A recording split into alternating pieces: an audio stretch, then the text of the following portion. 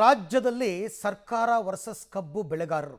ಬೆಳಗಾವಿಯಲ್ಲಿ ಕಬ್ಬು ಬೆಳೆಗಾರರ ಆಕ್ರೋಶ, ಸಿಟ್ಟು, ಸೆಡವು ದಿನದಿಂದ ದಿನಕ್ಕೆ ಜಾಸ್ತಿ ಆಗ್ತಾ ಇದೆ.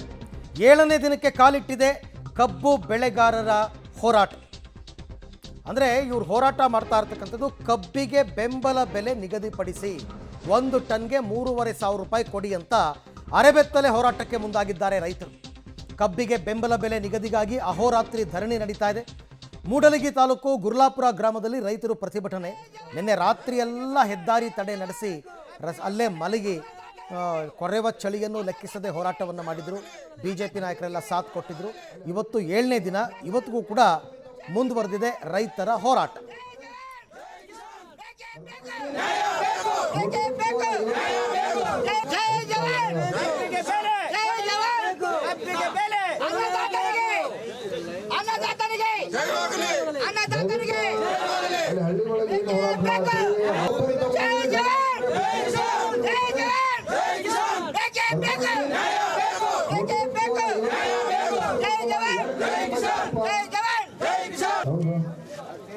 ಈ ಬಗ್ಗೆ ಮತ್ತಷ್ಟು ಮಾಹಿತಿ ನನ್ನ ಕೊಲೀಗ್ ಸುನಿಲ್ ಅವರಿಂದ ಪಡ್ಕೊಳ್ಳೋಣ. ಸುನಿಲ್, ಈಗ 7ನೇ ದಿನಕ್ಕೆ ಕಬ್ಬು ಬೆಳೆಗಾರರ ಹೋರಾಟ ಕಾಲಿಟ್ಟರೂ ಕೂಡ ಸರ್ಕಾರದಿಂದ ಒಂಥರ ನಿರ್ಲಕ್ಷ್ಯ ಧೋರಣೆ. ಬಿಜೆಪಿಯವರು ಸಪೋರ್ಟ್ ಮಾಡಿದ ಮೇಲೆ ಈಗ ಸರ್ಕಾರ ಏನಾದರೂ ಎಚ್ಚೆತ್ತಿದೆಯಾ? ಯಾರನ್ನಾರು ಸ್ಥಳಕ್ಕೆ ಕಳಿಸ್ಕೊಡ್ತಾ ಇದ್ದಾರಾ ಸಂಧಾನ ಸಭೆಗೆ? ಏನಿದೆ ಮಾಹಿತಿ? ಅರವಿಂದ, ಇವತ್ತು ಮಧ್ಯಾಹ್ನದ ಹೊತ್ತಿಗೆ ಹಿರಿಯ ಸಚಿವರಾದಂತಹ ಎಚ್.ಕೆ. ಪಾಟೀಲ್ ಅವರು ಕಬ್ಬು ಬೆಳೆಗಾರರ ಒಂದು ಸಮಸ್ಯೆ ಆಲಿಸಲು ಬರ್ತಾ ಇದೆ. ಸ್ವತಃ ಸರ್ಕಾರವೇ ಇವರನ್ನ ಕಳಿಸ್ತಾ ಇದೆ. ಆದರೆ ಸರ್ಕಾರಕ್ಕೆ ಒಂದು ಸಲಹೆ ರೈತರದ್ದು ಏನಂದ್ರೆ, ಸಕ್ಕರೆ ಸಚಿವರನ್ನು ಕೂಡ, ಅದರಲ್ಲೂ ಕೂಡ ಬೆಳಗಾವಿ ಉಸ್ತುವಾರಿ ಸಚಿವರನ್ನು ಕೂಡ ಕಳಿಸಿಕೊಡಿ ಅನ್ನೋದು. ಸೊ ಇದಕ್ಕೆ ಸರ್ಕಾರ ಹೇಗೆ ಪ್ರತಿಕ್ರಿಯೆ ನೀಡುತ್ತೆ ನೋಡ್ಬೋದು. ಈಗ ಅದರ ಜೊತೆಗೆ ನೀವು ಹೇಳಿದಂತೆ 7ನೇ ದಿನದ ಪ್ರತಿಭಟನೆ ಒಂದು ರೀತಿಯಲ್ಲಿ ಬೇರೆ ಸ್ವರೂಪ ಪಡೆದಿರುವಂಥದ್ದು. ಇಷ್ಟು ದಿನ ಬಟ್ಟೆ ಹಾಕಿ ಪ್ರತಿಭಟನೆ ಮಾಡ್ತಿದ್ದಂತಹ ರೈತರು ಇವತ್ತು ಅರೆಬೆತ್ತಲೆ ಪ್ರತಿಭಟನೆಯನ್ನ ಮಾಡ್ತಾ ಇದ್ದಾರೆ. ಅರೆಬೆತ್ತಲೆ ಪ್ರತಿಭಟನೆ ಮಾಡುವ ಮೂಲಕ ತಮ್ಮ ಆಕ್ರೋಶವನ್ನ ಹೊರ ಹಾಕ್ತಾ ಇರುವಂಥದ್ದು.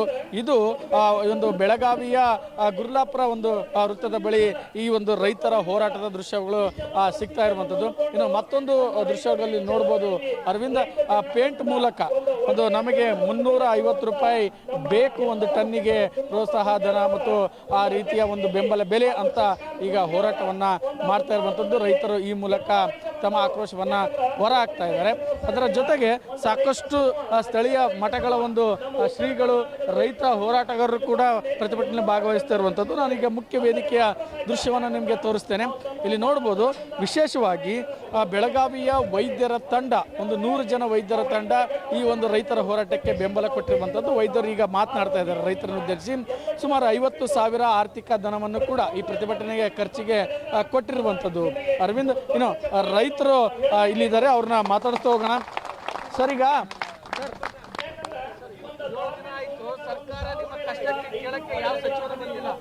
ಯಾರೂ ಸಚಿವರಿಲ್ಲ, ಯಾವ ಮುಖ್ಯಮಂತ್ರಿಗಳು ಇಲ್ಲ, ಯಾರೂ ನಮಗೆ ಭೇಟಿ ಕೊಡೋಕ್ಕೆ ಯಾರೂ ಬಂದಿಲ್ಲ.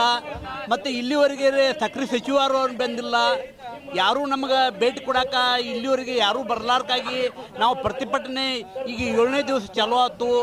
ಇನ್ನು ಪ್ರತಿಭಟನೆ ಇವತ್ತು ದೊಡ್ಡ ಸಂಕೇಶ್ವರ ಹೈವೇ ರೋಡ್ಗೆ ಹೋಗಿ ಪ್ರತಿಭಟನೆ ಮಾಡೋರ್ದು ಏನು ಅವರ ಬಿಲ್ಲ ಇವತ್ತು ಇಂತಿಷ್ಟು ಅಡ್ಡ ಕೊಡ್ತು ಅಂತಾರು. ನಾವು ಇದು ಕಡಿಮೆ ಇಲ್ಲ ಅಂತ ಹೇಳಿ, ಅದಕ್ಕಾಗಿ ನಾವು ಒಟ್ಟನ್ನು ಹೋರಾಟ ಮುಂದುವರಿದತ್ತ ಅಂತ ಹೇಳಿ ನಾವು ಹೇಳ್ತೀವಿ. ರೈತರ ಆಕ್ರೋಶದ ನುಡಿಗಳು. ಮತ್ತೆ ಈ ಕಡೆ ನೋಡ್ಬೋದು, ರೈತರು ತಮ್ಮದೇ ರೀತಿಯಲ್ಲಿ ಒಂದು ಬೆಂಬಲವನ್ನ ಕೊಡ್ತಾ ಇದ್ದಾರೆ. ಇಲ್ಲಿ ರೈತ ಮುಖಂಡರಿದ್ದಾರೆ, ಅವ್ರನ್ನ ಮಾತಾಡಿಸ್ತಾ ಹೋಗೋಣ. ಸರ್, ಇವತ್ತು ಎಚ್.ಕೆ. ಪಾಟೀಲ್ ಅವರು ಬರ್ತಾ ಇದ್ದಾರೆ, ನಿರೀಕ್ಷೆ ಏನಿದೆ ರೈತ ಸಂಘಟನೆ? ಸರ್, ಏನಾಗೈತ್ರಿ ನಮ್ದು ಇಲ್ಲಿ ತನ ಅಂದ್ರೆ, ನಾವು ಎಷ್ಟು ಹೋರಾಟ ಮಾಡಿ ಇವತ್ತಿಗೆ 7 ದಿವಸ ಆದ್ರೂ ಯಾರು ರಾಜಕೀಯವರು ಇಲ್ಲ, ಏನೂ ಇಲ್ಲ. ರೈತರಂದ್ರೆ ಬೀದಿ ಬಿಕಾರಾಗ್ಯಾವ್ರೆ. ಓಟ್ ಹಾಕೋ ಟೈಮ್ನಾಗ ಹೆಂಗೆ ಬರ್ತಾರೋ ಯಪ್ಪ ಎಣ್ಣ ಎಲ್ಲ ಕಾಲು ಬತ್ಕೋತ ಬರ್ತಾರೋ. ಇವತ್ತು 1 ಲಕ್ಷ ಜನ ಇಲ್ಲಿ ರೈತರು ಸೇರ್ಯಾರ. ಒಬ್ಬರಿಗೂ ರಾಜಕಾರಣಿಗೆ ಒಬ್ಬರಿಗೆ ಒಂದು ಏನೂ ಅದರ ಬದಲು ವಿಚಾರ ಇಲ್ಲಂದ್ರೆ ಈ ದೇಶದೊಳಗೆ ರೈತರ ಪರಿಸ್ಥಿತಿ ಎಲ್ಲಿಗೆ ಬಂದೈತಿ? ದೇಶಕ್ಕೆ ಅನ್ನ ಹಾಕುವಂಥ ರೈತ ಇವ. ಬೆಳಗಾವಿಯಲ್ಲಿ ಸುಮಾರು 28 ಕಾರ್ಖಾನೆಗಳಿದಾವೆ. ಇಲ್ಲಿನ ಉಸ್ತುವಾರಿ ಸಚಿವರು ಕಾರ್ಖಾನೆಗಳಿದಾವೆ. ಒಂದು ನಿಮ್ಮ ಕಷ್ಟ ಕೇಳಕ್ಕಾದ್ರೂ ಬಂದಿದ್ದಾರೆ ಯಾವುದಾದ್ರೂ ಸಚಿವರು, ರಾಜ್ಯ ಸರ್ಕಾರದ ಸಚಿವರು? ಸರ್, ಏನಾಗೈತ್ರಿ, ಏನು ಪರಿಸ್ಥಿತಿ ಇವತ್ತಾಗೈತಂದ್ರೆ ಈ ರಾಜಕೀಯ ಮಾತಾಡ್ರೆ ನಾವು ಕೆಟ್ಟಾಗ್ತೀವಿ. ಎಲ್ಲರೂ ಅವ್ರದಾರ, ಯಾಕಂದ್ರೆ ಎಲ್ಲರೂ ರಾಜಕೀಯವ್ರಾಗಲಿ ಫ್ಯಾಕ್ಟ್ರಿ ಮಾಲಕರೆಲ್ಲ ಒಂದಾಗ್ಯಾರ. ಎಲ್ಲರೂ ಒಂದಾದಾಗ ನಮ್ಮ ರೈತರು ಏನು ಮಾಡಬೇಕು? ಎಲ್ಲರೂ ಸರ್ ನೀವೇನು ಹೇಳ್ತೀರಿ? ಇವತ್ತು ರಾಜ್ಯ ಸರ್ಕಾರ ಮಲ್ಕೊಂಡಿದೆ, ಕೇಂದ್ರ ಸರ್ಕಾರ ಮಲ್ಕೊಂಡಿದೆ. ರೈತರು ಈಗ ನಾವೊಂದು ಏನಾದರೂ ಬೇರೆ ಇದು ಅಂಗಡಿಯಲ್ಲಿ ಏನಾದ್ರು ತೊಗೊಳಕಾದ್ರೆ ಅದೇ ಅಂತ ರೇಟ್ ಇರ್ತದೆ. ಆದರೆ ರೈತ ಬೆಳೆದಂಥ ಬೆಳೆಗೆ ಯಾವುದಕ್ಕೂ ರೇಟ್ ಇಲ್ಲ. ಅದಕ್ಕೆ ದಯವಿಟ್ಟು ಕೇಂದ್ರ ಸರ್ಕಾರ ರಾಜ್ಯ ಸರ್ಕಾರದಲ್ಲಿ ದಯವಿಟ್ಟು ಇದನ್ನು ರೇಟ್ ಘೋಷಣೆ ಮಾಡಿ ರೈತರಿಗೆ ಒಂದು ಸಿಹಿ ಸುದ್ದಿಯನ್ನು ಕೊಡಬೇಕಂತ ಹೇಳಿ ನಾನು ಅವರು ವಿನಂತಿ ಮಾಡ್ತಾ ಇದ್ದೀನಿ. ಅರವಿಂದ, ಇದು ರೈತರ ಒಂದು ಆಕ್ರೋಶದ ನುಡಿಗಳು.